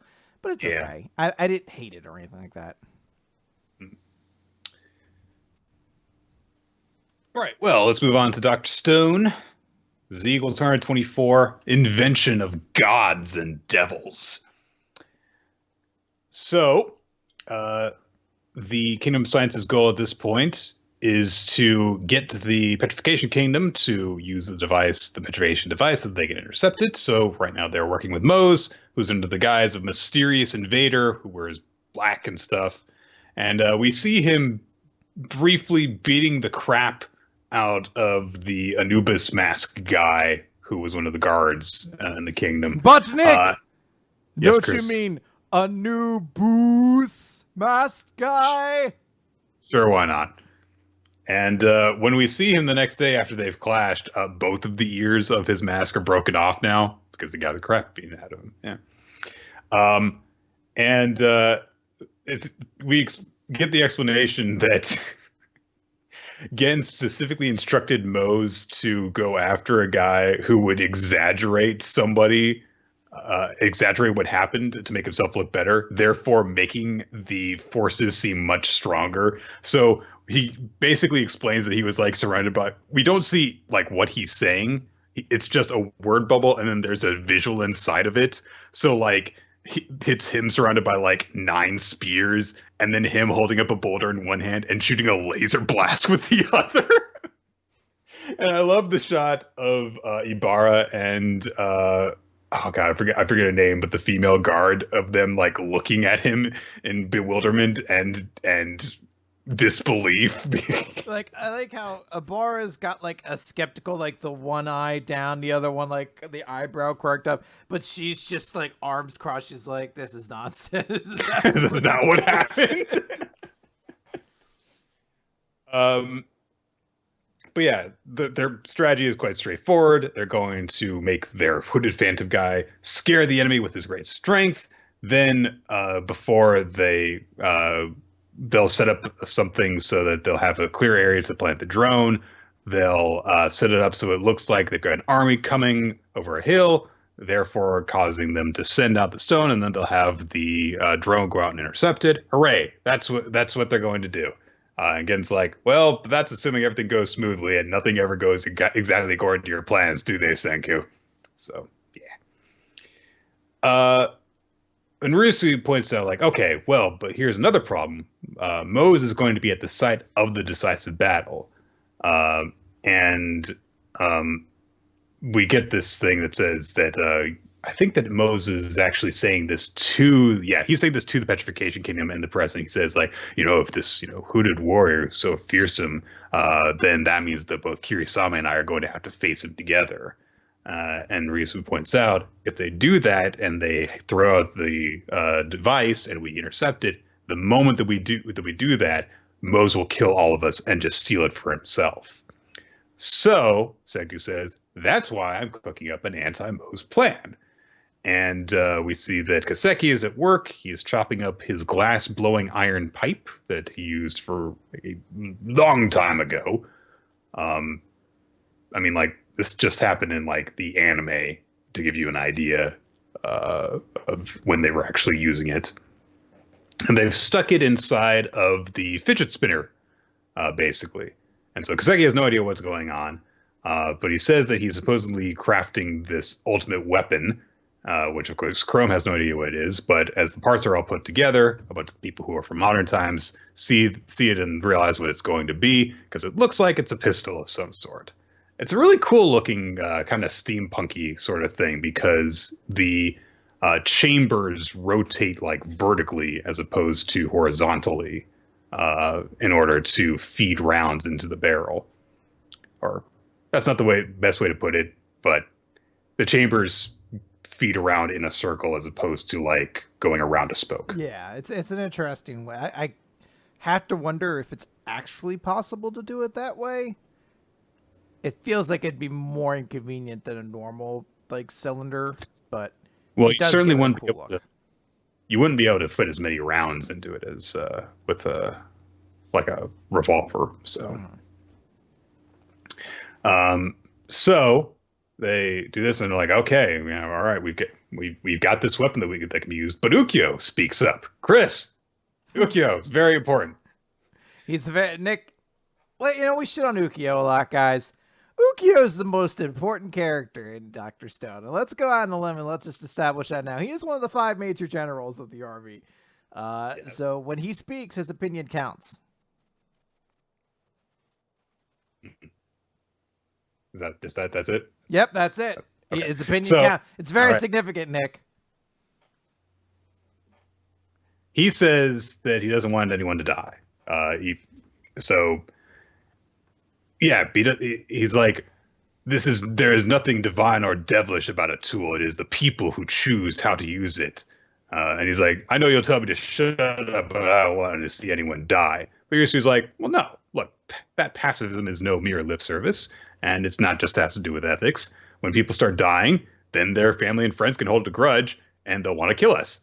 So we shouldn't kill people because they'll come after us. It's only logical. You make a good point. You can't make friends with people if you kill their loved ones. Yeah, so. I like the big smile he has afterwards, too. And I'm like, yeah. I mean, I guess that's an argument for pacifism. It's like, if we kill people, their families will be mad. He's like, well, we've all reached the same conclusion then. All right. So, Senku says that it's a pretty slapdash weapon, though. It doesn't have very strong power, doesn't have very strong accuracy. In the best case, it will serve as a tranquilizer gun. And so Gen's like, you mean you'll have tranquilizer rounds? It's like, no, see, if we trip someone up with this, then when we steal the petrification weapon, we can turn them to stone and revive them fully healed. So that's no different than a tranquilizer, isn't it? It's like, I get your point, but no. So Ryusu asks, well, wielding a handgun is a tall order for someone inexperienced, and there is barely anyone in Japan who would have experience with doing so. And then they look over like, well, the only people who would have experience using a weapon would be a police officer, right? And they look over to Yo, who has also been revived. And they're like, what, really? We're going to give this kind of weapon to him? And immediately he was like, it's his big, stupid fucking face that makes it. How fucking childishly excited he is that he gets the gun. He's, oh! It can't be a good idea to give a gun to the guy who has no depth perception because there's stone over one of his eyes. Nick, I'll have you know, I doubt that'll ever be a factor. Besides, at some point, fucking, he's gonna see a snake and his eye's gonna pop out and break that other fucking stone piece off or whatever. So, Chrome has doubts, but Gen and Senku are like, nah, he's a strong candidate, and he's really easy to control. And Gen starts talking about, like, yeah, you'll go down as the New World's first ever sheriff. And Amaryllis puts on her seduction act in order to be like, oh, you and that thing of yours are so cool. And Yo just gets an even stupider grin on his face. He's like, yes, that's right. Back when I was a cop, any troublemakers I spun on the street had to answer to my little friend, like, blabbo, yeah. And they're like, this is a bad idea. I don't know about this. But, he takes out the gun and pow, pow, pow. Yeah, fires off some shots. And they're like, he missed all the bottles he set up. But, Yo lowers the gun then. and a snake falls out of from the ceiling of the cave, and it's dead. And you can tell because not only is there a halo over its head, but there's a word bubble that coming out of its mouth that says "dead." That's how you can tell the snake is dead. It's dead. So they're like, "Oh my God, he spotted that critter before we did, and he killed it." So they're like, "Yes, we're no longer the hapless sitting ducks we once were. Firearm acquired. Good job, Yo." And then Yo's like, "I can't tell that I was actually aiming for the bottles." It's a shame because the shot where like the 2-page spread where he actually fires the gun is supremely cool. It's really cool looking. Like seeing him like holster the gun and everything like that, even though it's such a goofy looking gun, he looks so dope doing it that it's like the moment at the end of it where he's like, "Oh wait, no, I'm still an incompetent Goober." You're like, "Oh, I thought he was gonna be able to be redeemed for a moment." But he's still a knucklehead. Yep.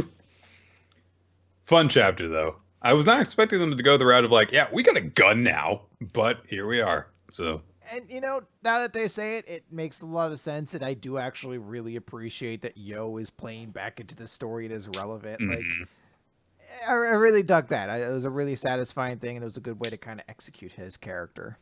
Yeah. Plus, all the characters that got brought along and stuff like that. There were a lot of people that went on the ship for this voyage, and it's nice to see so many of them actually get something to do. It makes it feel as though, like, yes, there was a purpose for why these characters were brought along. It wasn't just like, well, logically, this character would come along with them. Yeah, so. I mean, honestly, even thinking about it, outside of the 2 people who are prisoners and Kinra right now, is there anybody that hasn't really done anything over on this side of the island yet? Like Nikki, I think. Is she the reporter? No, she's the braided girl who's part of the muscle. Oh, that girl. Yeah, I guess she hasn't really done anything super big yet. But, I mean, still, that's a pretty great, like, batting average to have where it's like... And the arc's not over yet. So. Yeah, exactly. Like 18 out of the 20 people or whatever that number actually is, like, everybody does feel significant. Mm-hmm. I think they brought Magma along, too. Magma's there, yeah. But, yeah. Still, it seems as though, like, as chapters go by, it's like, okay, and this person gets to do something, and this person gets to do something. So, all right, Nick, let's talk about 7 Deadly Sins. This is chapter 328, The One Ultimate. So now we're back in the present time. Demon Lord has punched himself straight into Escanor, who's gone the One Ultimate, where he's on fire and looking super duper scary. And he basically just beats the shit out of the Demon Lord for the most part of this chapter. But everybody quickly realizes, oh, wait, what's this form he's doing? Oh, no, he's converting all of his life energy into magic. He's planning to die here. So all the 7 Deadly Sins are kind of like, no, like, what are you doing? Don't do this. We're a team. And, Melodius even intervenes, and he's just like, hey, what are you doing, you idiot? This isn't what, I didn't invite you into the 7 Deadly Sins for you to act like this. And there's a big moment where he's just like, hey, do you remember all those times you used to fight with me every time I'd lose my control over my powers? And I'd get clobbered by you so many times until I learned how to command the sunshine, and you dared to give me a place to belong when I was utterly alone. Do you have any idea how happy that made me? That's pretty nice. I like that little sentiment there. So the Demon Lord, I don't know where this kind of came. Like, I know he can summon him, but he just abruptly makes a giant monster that they all beat up super quickly. Like, it was like, I don't know if it's supposed to be like a big... This was super scary and won't be killed in the same chapter that I summoned it. Go kill those fuckers. And they immediately just start beating the shit out of it. But Escanor leaves the deer. He's like, hey, I've held a promise in my heart all this time that once this life was ready to be abandoned, I'd instead sacrifice it for all of you, all of my friends in the 7 Deadly Sins. And everyone kind of quietly resolves themselves to presumably what it seems is inevitable at this point. Because Melodius goes into his full kind of demon form and he says, all right, if you're going to stake your life for us, then it only makes sense that we stake our lives for you. And they have a big moment where they're all fighting together, doing their big attacks. And he says, hey, you know what? He addresses everyone individually and he's like, forgive me. It's too late for me to turn back now. So I have an order for all of you. Allow me to fight alongside you. And Melodius wipes his eyes and says, we're friends to the very end. Ain't we, my friend? You got a friend in me. You got a friend in me.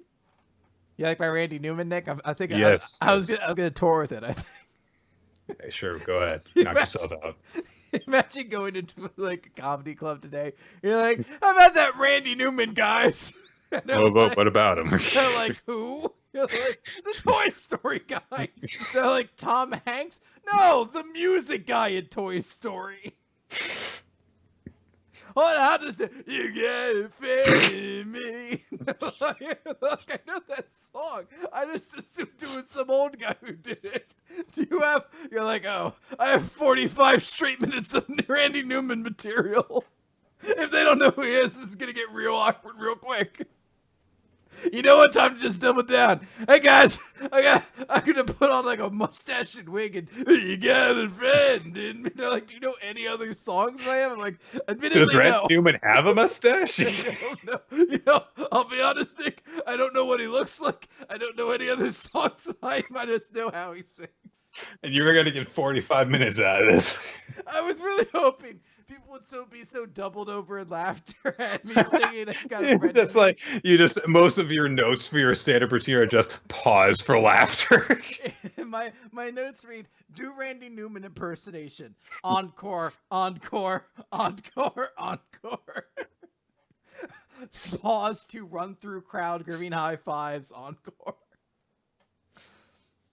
Oh man, it's a good chapter. They're really hammering in the idea that this could be the end for Escanor, and it's got me to the point where I don't know either way, and that's usually a place I like to be at, where I could see them going either way, and if they do keep him alive, it doesn't really feel like a cop-out, because it feels like they really have done enough to earn keeping that character alive, but if they do kill him, that's, everything's been set up for it. Yeah, I agree. Okay, Chris. Speaking of characters gonna die, possibly, but their friends want to stand beside them. The Promised Neverland, chapter 153, Coward. So, we get a 2-page spread star of this one. Norman sitting in a chair with ruins behind him, and presumably Emma and Ray approaching him in the foreground. Is this symbolic? Were you butterfly guy at this point? Where you're like, is this symbolism? Is this symbolic? No, I was going for 90s Michael Cole. Is this symbolic? Did he say that a lot? He said that when the big boss man was getting hung from Hell in a Cell. Is this symbolic, King? It's like, no, I think he's just being murdered. Is this symbolic for what the ministry wants to do to the corporate team? I think it's literal for what the Undertaker's doing to the big boss man right now, which is hanging him in front of. There needs to be like a top 10 greatest WWE announcer quotes, and that needs to be on there. And then somewhere down to like the bottom could be the Yu Yu Hakusho. I love that guy. All right. So Emma and Ray have arrived just too late. Norman's killed all the royals. He apologized for them being late, for not making in time, while standing in front of a bunch of corpses. It looks as though Zazie is in the background trying to put his mask back together. I think that's what he's doing. Anyway, they're all dead.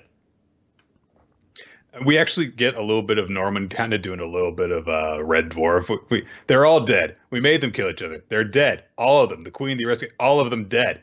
Yeah. Emma gets upset and says, hey, we made a promise. We can escape to the human world. You don't have to fight. You don't have to eradicate all these people. And Orange just says, it's too late. Their reign is gone. The imperial rule that has lasted for thousands of years is gone. There's no government anymore. We can't make peace with them. I killed that guy, the last one. He's dead. We put a crack in this world. A fatal fissure. That sounds like a finishing move of some sort. Someone do that in like an anime. Call it Fatal Fissure. Yeah. But He says, one poke now and it will all shatter to pieces. All the demons will die just a bit more until they're extinct. We can't turn back. Eradication is the only option. And Emma just says, no, no, we don't have to do that. You don't have to murder these people. There's no need to do it. And I don't want them annihilated. I don't want you to become a killer. So no. And Norman is like, well, come on. No, I don't try to talk me out of this. And Emma says, even if it's impossible, let's find a way. No matter how difficult it is, we can't give up. It is never too late. I've decided that I won't let you kill yourself anymore. I won't let you go alone. And Norman's like, what you talking about? What are you? I'm like, go, what? And Emma says, you're a liar and I don't trust you and you're not going to fool me again. Like, I know you. Like, we are family. I see through what you've been saying. And she says, back when I asked you, isn't it tough, when she was hugging him way back before they set off, she says, you didn't answer me then. But you're really suffering right now, aren't you? But because you're smart, you chose a path that was certain. Your kindness is making you shoulder all the burden. You don't want to do this. You don't want to massacre them. So don't lie. Don't lie to yourself. Tell us what you're hiding. Tell us what you're afraid of.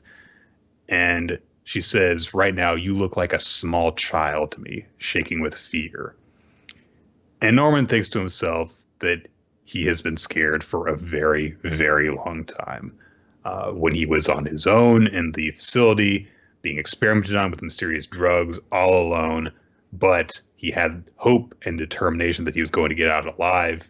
He had to do whatever it took. There's even shots of him when he's in the facility. He's like vomiting as the drugs that he's been given start to take their toll on him, presumably the toll that has continued to this day, making him vomit up his own blood.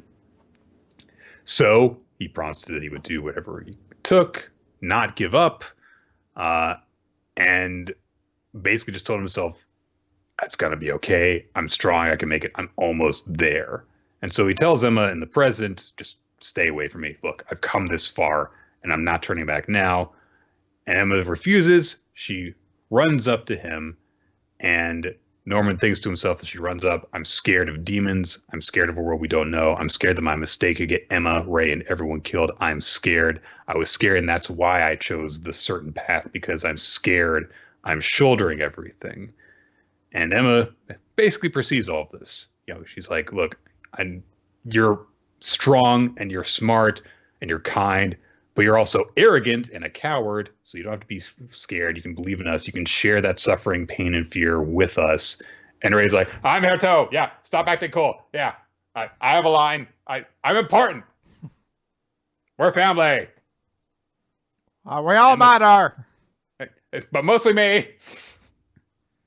I'm just looking cold in the background. That's all. That's why I'm being quiet. Emma says to them, it might be Ray actually saying this, what do you want, Norman? Like, we don't want a future where we're going to suffer. We want to be together, but what do you want, Norman? And Norman starts to falter, but he says, look, I'm already in a place where I can't go back, and I don't deserve to be with you. And they're like, look, we know what you've been doing with the poison around everywhere. We know that you tried to kill Mujiko and Sonju. We know about the experiments underground, but it's not too late. It's okay if you're weak, if that's the real you.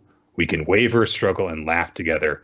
Let's live together, Norman, this time for sure. And Norman embraces both of them, and he admits to himself that he wants to live with Emma and Ray. But he says, it's just not possible. We don't have much time left. I can't live with you. And the chapter closes with him falling to his knees and crying, begging Emma and Ray to help him.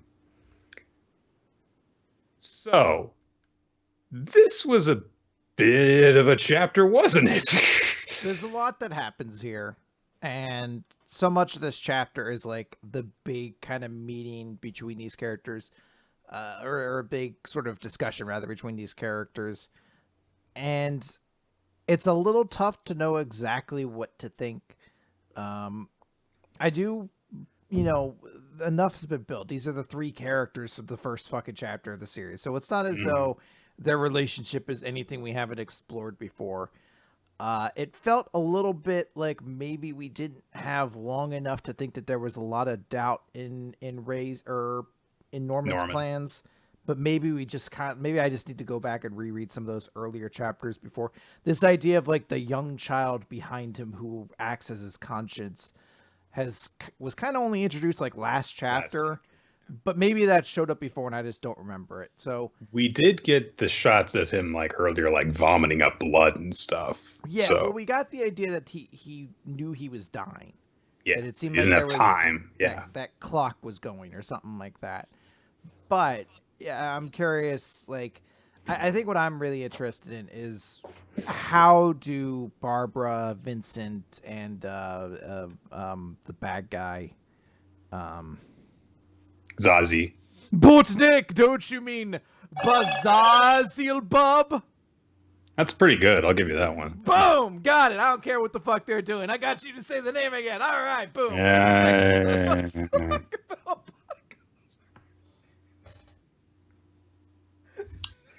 And on that note, yeah. I'm kind of with you in terms of like, I don't really know what to think of this yet. This was definitely an interesting thing to do because we've had, month and a half or so of just like this invasion, this war going on. And it's like, yeah, that's done. The fight with the royals and stuff, that's all settled. They're dead. The government is gone. Yeah. They've been slaughtered.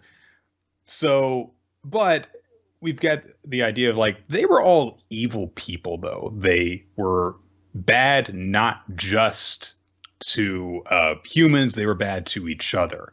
And we've seen that, most of the demons in their everyday lives, they eat meat that comes from the farms and stuff, but it's the same kind of thing of like, yeah, they didn't directly kill humans though. So it makes more sense to be merciful to them. And now it's a matter of like, okay, can we actually do something so that we don't just commit genocide and wipe out this entire race that has wronged us, but probably doesn't deserve a punishment going that far. And what are going to be the consequences of it? And can they do it in a time if they've got this timetable with Norman and the other sickness and stuff like that? So this seems to be a matter of like, okay, this part of the story is done. And there's another part and another obstacle that has to be approached now. And it was kind of unexpected to so suddenly hit the turn there. And just resolve like, okay, yeah, they've actually settled things with like Norman all in one chapter. But it doesn't feel horribly rushed though to do that, just because, like you said, we know Norman and we know Emma, and we know Ray, and we know their bond. So this doesn't feel completely unnatural. In order to, I think, really fully judge how good or bad this is, we are going to need to see where this goes to. How this actually plays out is going to be just as important. Mm-hmm. All right, Nick, let's talk about Black Clover, page 223, the whatever family. I can't read it on my glasses on right now, the Gordon family. So this chapter is about Gordon's family. The much asked question. And it was certainly unexpected. Yeah. Unexpected. It feels somewhat intentional that maybe Tabata knew that this would be coming out around the holiday season because this is a very spooky chapter. So there's no lead up to this. It's just Gordon going, huh? And then we cut to a flashback of Yami walking up and say, well, we don't even see him saying it. Just Gordon saying, my house? And that's where we're going. They just say, hey, your family's kind of known for their curse magic, right? So let's go ask them about the curse magic. So Gordon, Asta, Gray, and Gauch head over to Gordon's house, which is also Sekre is there in Nero form. Yes, I guess that is worth noting. It's tough to say, I guess, because when she's in narrow form, she doesn't do anything per se. Yeah.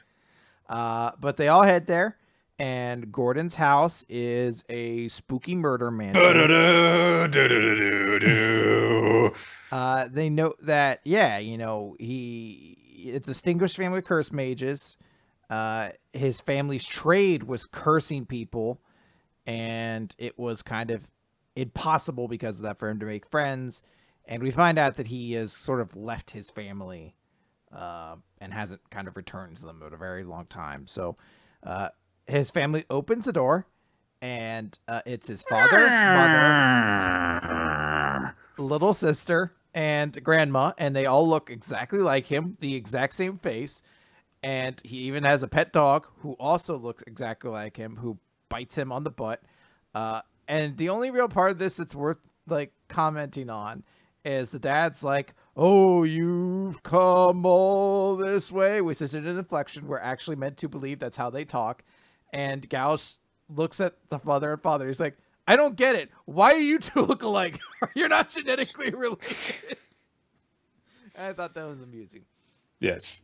So they're having an awkward family dinner. The scary situation to be in.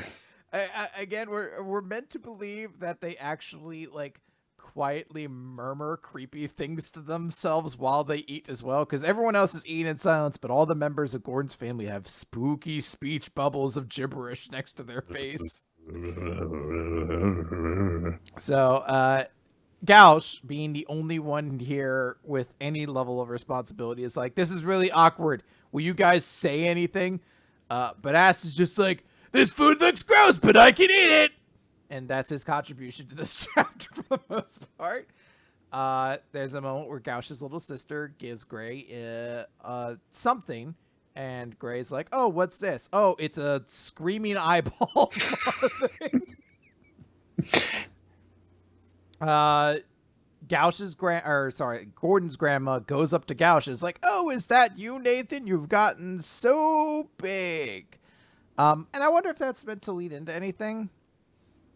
But it's not, I guess. She's just senile. I was trying to think if Nathan was somewhat different, but that is the father. So I was like, maybe there's a brother or something. And I was like, nah, just a joke. She's senile. But eventually, Gordon's like, "Hey, Dad, we need to talk. I basically abandoned the family's name, and it's not my place to ask. But I have a friend now, and for the sake of that friend, I need to know everything about curses and devils."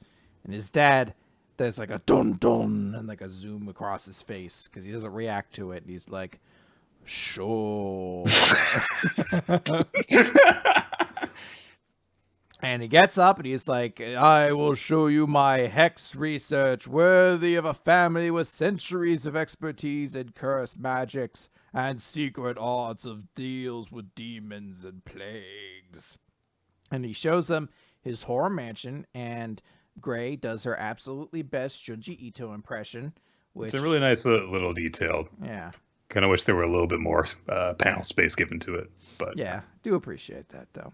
And he's like, "Yes, this is my beautiful research lab. Do you like it?" And he's like, Gordon's like, "I knew it. You're doing wicked research." And he's like, "No, my son, I've been waiting for you to return to us. Your poison magic is a talent worthy of inheriting my research." And he's like, "No, I don't want it. I'm just here for the devil-related curses, and I'm just doing this for us. I don't care about coming home." And he's like, "But I could teach you everything of my curses and poisons and drugs." He's like, "What do you think life is?" He's like, "But humans die quickly. It seems you don't understand, so experience it for yourself," and shoots out like these black veins. And Asta tries to block it with all his swords, but then one pierces him in the throat, and we see it through like the silhouetted image of Asta's being pierced. And then he like goes up to him, he's like, "Huh? I'm fine." He's like, "Yes, it appears your temperature is very normal." And then he just explains, he's like, "We're actually good doctors now, son. You should have just talked to us at some point." And that's the whole joke of this chapter, is that Gordon is like, not talk to his dad at all at any point. He's like, "Yes, we used to do spooky curse things, but now we just heal people." So that's it. I'll help you now. So the end of it is he's like, "Let me show you where all the curses are in the area." And they see them all kind of lighting up, and they're like, "Oh, hey, there's one at the Black Bulls headquarters. Oh, well, that must be Henry. And then there's one over there. What's that? In the Heart Kingdom?" So Implications that they're going to the Heart Kingdom, and that's a chapter. Nick, what'd you think about it? I didn't hate it. Um, like it didn't do a lot for me, especially because it was like, hey, here's this character who's done literally nothing important up to this point, and here's a bunch of stuff with him and character development and resolving a conflict that might have been given some lip service at some point before. I think it might have been brought up, but I don't remember anything really important about it. So, but yeah, so good for the 12th most important member of the Black Bulls getting that whole thing resolved. All right. It was amusing enough on its own, also seasonally appropriate. So it was fine enough. I wish we'd actually gotten it played up more that Gordon's thing is that he's supposed to almost be like the Halloween spooky character. Like, I know he's kind of got a spooky appearance and his magic is kind of dark, and that's why he kind of doesn't like to use it, but I never really got the impression he's kind of like the horror monster character of this group or whatever. Like, when you see his house, you're like, wow, it feels like he really should have been playing up like the goth creepiness of this character more, because there's actually a lot of humor within this chapter that's really funny. I love the joke in only the way Black Clover could do it, where it's just like, Dad, you don't understand. I care about life. I'm not going to follow your path. I'm valued my friends and everything like that, and I won't do your dark research anymore. He's like, but son, you never asked. We hear people now. And it's like, oh, cool. This conflict has been abruptly solved immediately as a joke. All right.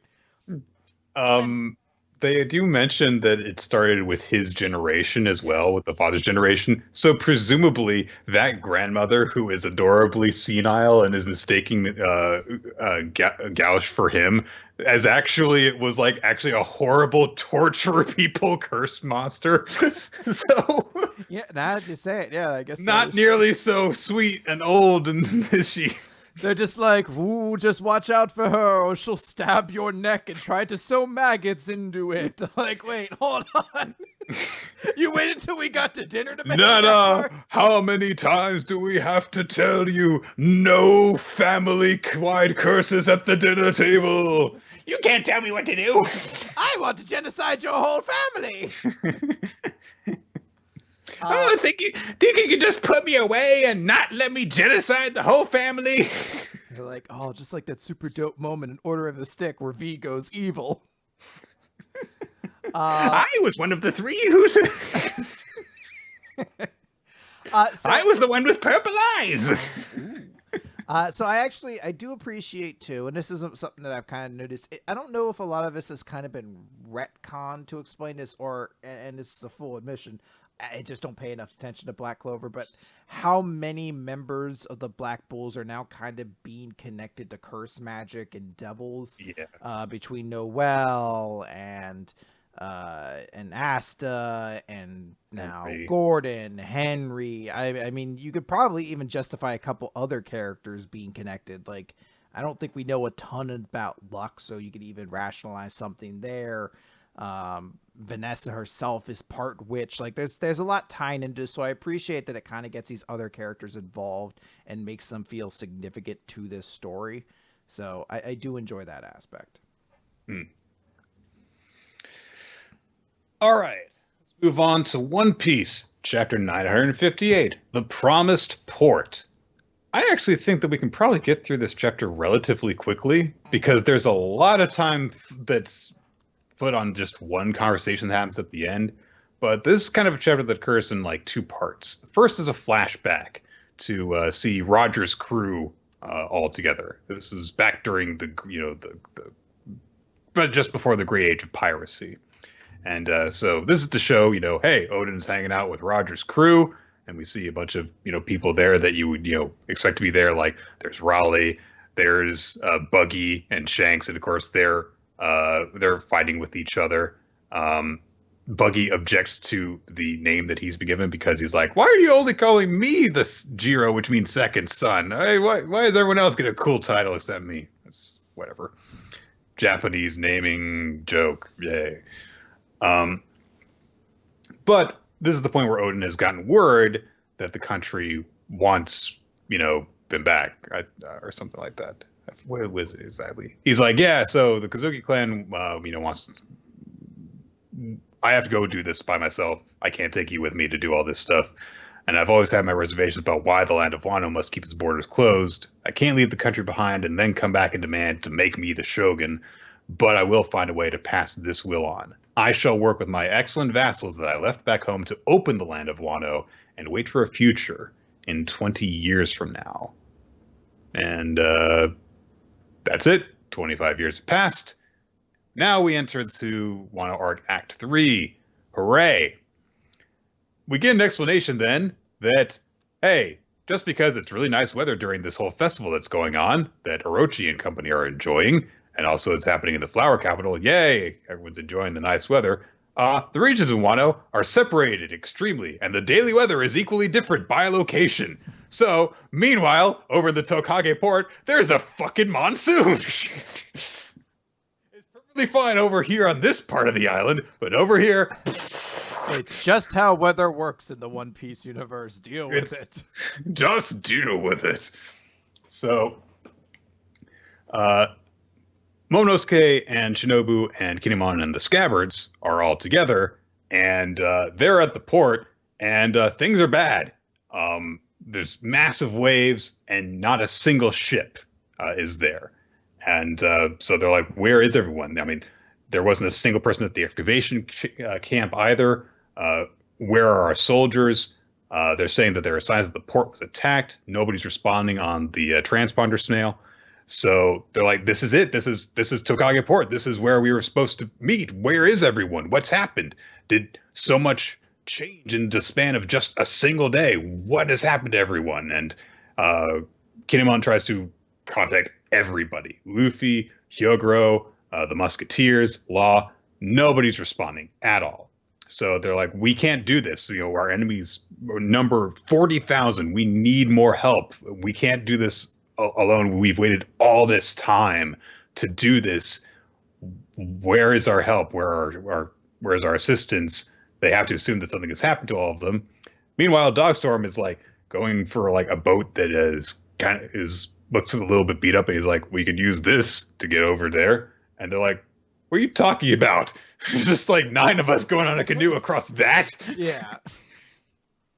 And then we cut over briefly to fucking what's his name? The Shogun, Orochi. Yeah. And we just get a little narration that says the incident already happened the previous night. And we're not getting a chapter next week. So that's... Man, Oda, I hate him because he does these. I'm very happy that he gets to actually enjoy time with his family and rest, but fuck, he leaves us on like the best cliffhanger chapters where I'm like, I really, really want to know what happens next. Like, because what happened? I'm expecting not only something that's like kind of crazy, but like this moment is so perfectly built up for a cool like revival moment when like actually the heroes show up, because you're seeing all these characters on the port and you can see them just devastated. Like the shot where you see oh god, what's the kid's name? Momonosuke. Damn, tried to think of a quick Halloween pun, but I couldn't. I said the name too quickly. Nick, Mom, don't you mean Momonosuke? Boom. Forget I said anything. Spookmaster General. Yeah, that's what I said. That's there was no hesitation. That's my quick wit going into action. Third lore fact.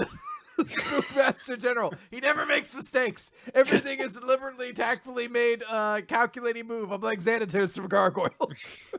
Even when I pretended to fuck up, I was just pretending. No, it was just to lull you into a false sense of security before Mummy Suke destroys you. Just destroyed your mind.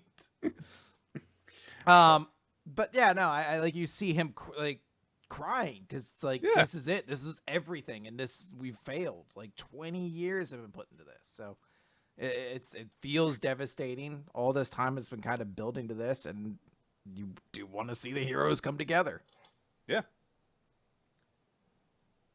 That's about it. I look forward to seeing what actually happened. This was kind of a big tease to me. So yeah, but it's an effective tease. All right, World Trigger. World Trigger.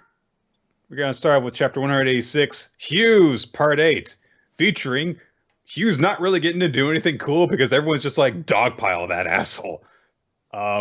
He is on defensive. It's kind of Like curious. the entirety of both these chapters. As I say, it's kind of curious he gets the chapter title. Mm-hmm. So we see basically that, Chika and Yuma have basically met up. Osamu is making his way towards them.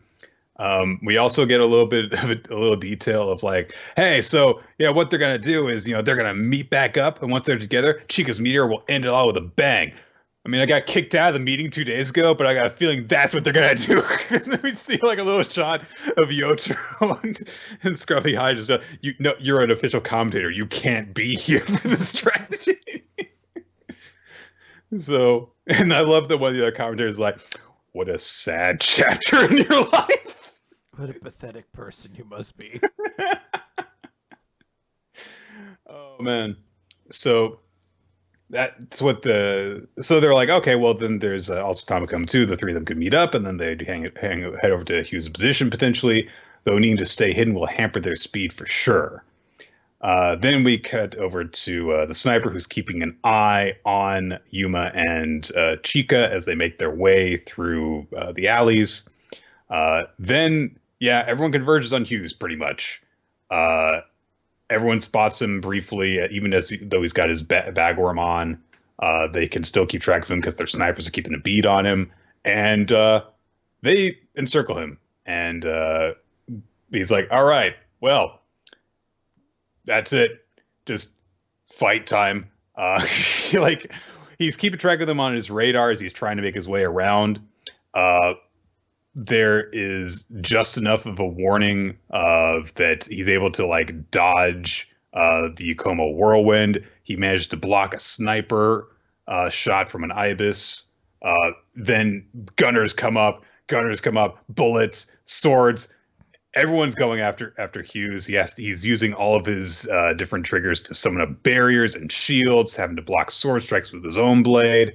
And then finally, Osamu and Chika and Yuma have all met up.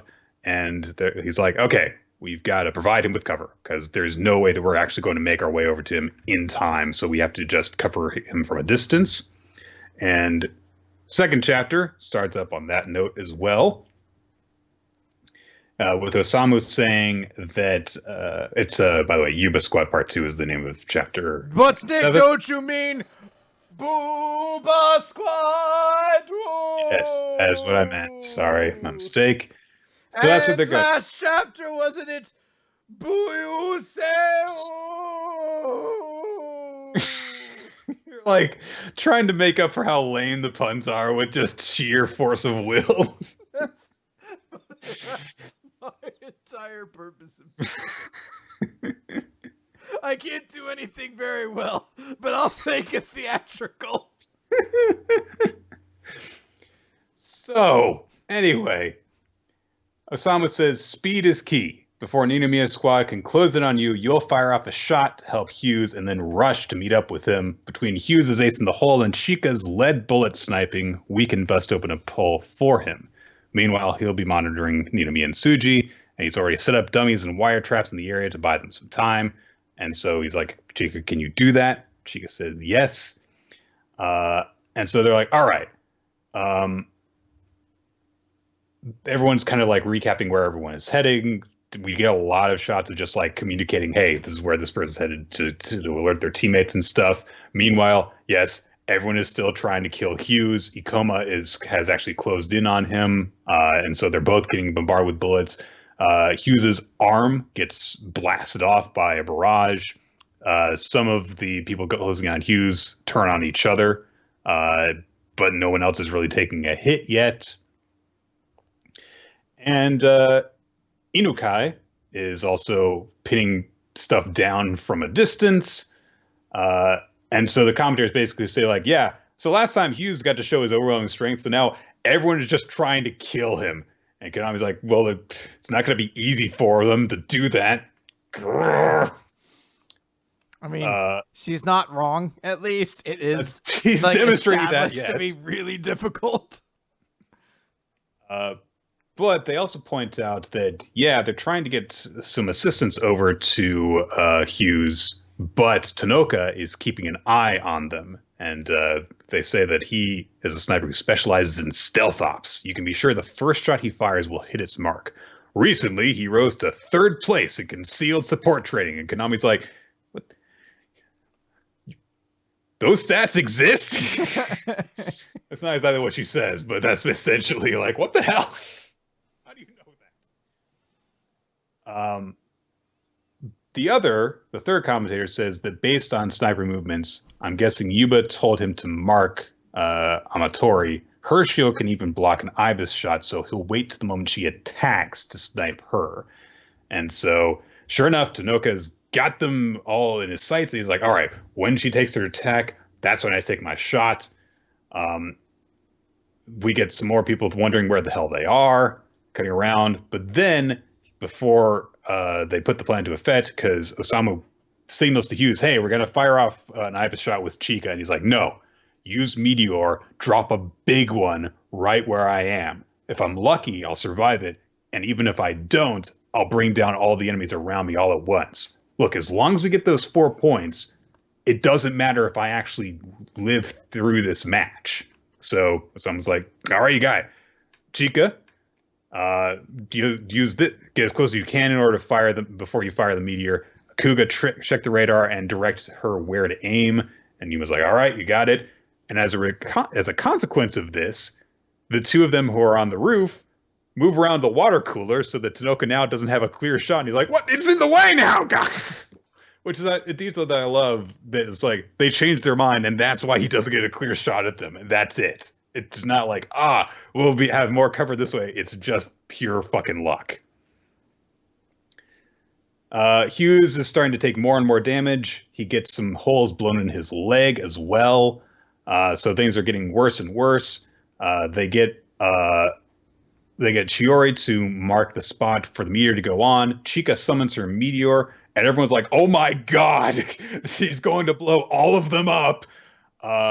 And immediately Tanoka's like, oh, okay, blam. And he shoots the only thing that he can see, which is the corner of Chica's giant ass meteor poking out from over the top of the tower, and it explodes right on top of her and Yuma. And it was like, oh my god! And then the debris clears, and Chica summoned a shield around them at the last second. You had to enjoy Kominami just Konami, sorry. As fucking like her soul is leaving her body after she sees that they survived. Oh my god, it's such a great shot. But also her reaction to the explosion, like, oh god! So yeah, and everyone actually is like, oh hey, Chica had a good reaction there. So she didn't use that in the match prior, so she's actually improved at this point. And Tanoka's really upset that that didn't kill them because, I mean, the huge explosion should have.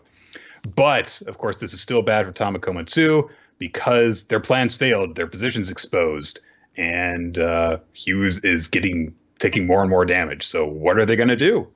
So good stuff in these 2 chapters. Yeah, it's very exciting. We'll have to wait until next month to actually see what happens as a result of it. But there's enough kind of aces in the hole still left. Like Osamu set up wires. Hyusei hasn't revealed that he knows how to change bullets. So there's some stuff left to still do, and I'm curious to see how those all play out. Yeah. So, but overall, the 2 chapters are like, hey, we're going to come up with a plan and we're going to implement it, and then it fails. So really solid story going on there. And that's going to do it for Weekly Manga Recap this week, guys. Thank you for coming out for the live recording. Let's name our favorites for this week. Go first on chapter. I'm not sure this week. I went back and forth on some stuff, and I think, going to go with Spy Family just because it was just amusing from beginning to end. I don't think that there are any flaws that I can point to in it. Will give a special mention to Eden Zero for almost having a really good chapter. And if not for those last 2 pages really sapping away from it for me personally, would have probably named it instead. I'm not in love with this chapter per se, but I think it's a chapter that kind of has me the most excited. So I'm going to give my chapter of the week to One Piece.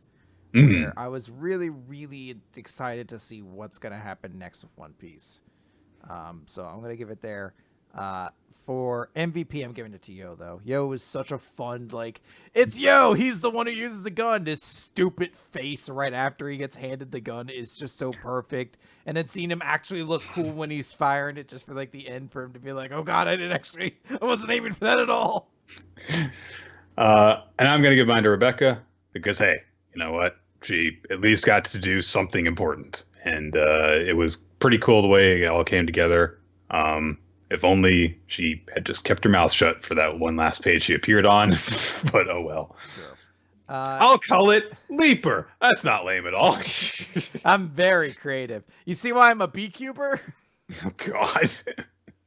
She's the kind of person who she creates like a box opening series and calls it like box openings. Like she doesn't come with a creative title or anything like that. She's like, it's my box opening series. I'll call it my box opening series.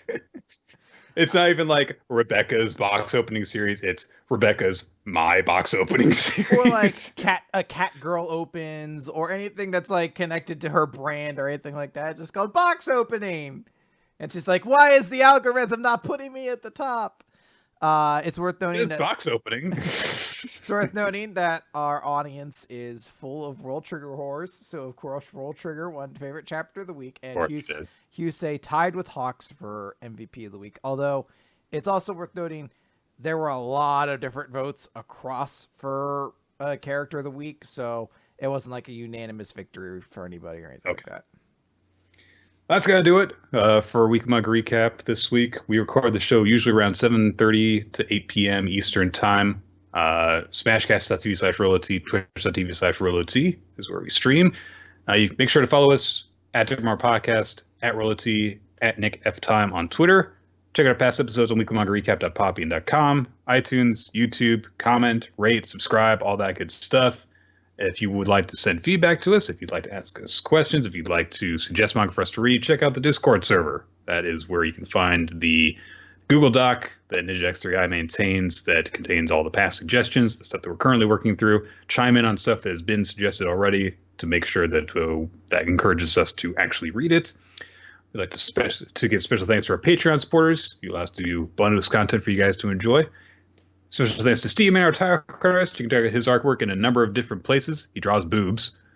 Infamous Planet, the stuff that you do, makes the frame for us and stuff. Opening sequence by Milo Jack Stillitz. He's on SoundCloud. Winsdale Cheddar. He's on YouTube. And yeah, that's it. We will have Happy Sugar Life for you guys probably next time. And next week, the full origin story of the Spook Master General. Is this going to be something that you like actually slowly unveil, or that you just like keep on teasing you're going to do and then just never do? Nick, I'm trying for Sister Abigail here, where I allude to her a couple times. I suggest we might actually call up a wrestler from NXT to actually be Sister Abigail. Then it's suggested that she's dead and her power rests beneath me. And then I'm going to put on a bunch of really bad makeup, get mono, and everyone will forget about that story to the thankfulness of history. And that's what you call a bookend, everybody. Good night.